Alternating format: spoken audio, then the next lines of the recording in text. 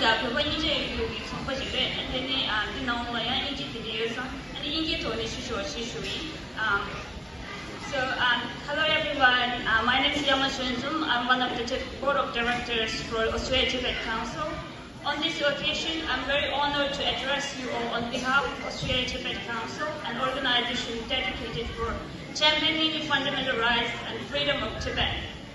For decades, Tibetans have displayed unparalleled resilience against Chinese occupation, enduring crackdowns, threats of arrest, torture, and the commitment to struggle against Chinese occupation has been our inspiration at Australia Tibet Council, and it's also a testament of strength for human spirit.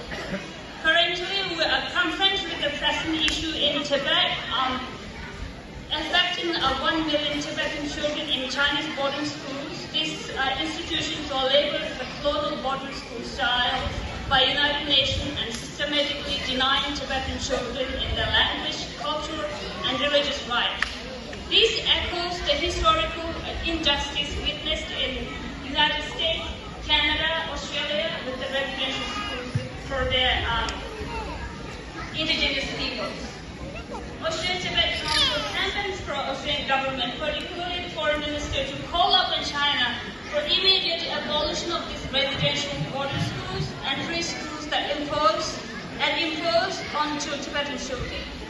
Furthermore, we call upon Australian government for decisive leadership in urging imposition of amnesty sanctions on CCTV officials who are responsible for orchestrating these policies of cultural genocide.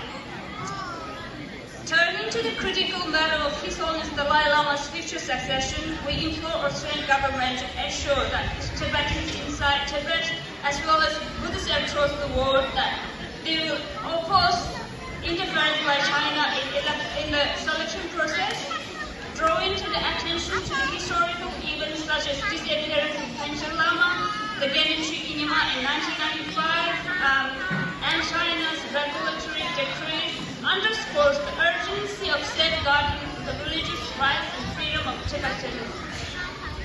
In conclusion, Australia Tibetan Council envisions a free Tibet, where the Tibetans can determine their own future and their culture and political rights. At the last, not the least, I would like to extend my heartfelt gratitude for your ongoing support for ATC's campaign and all Tibetan movement.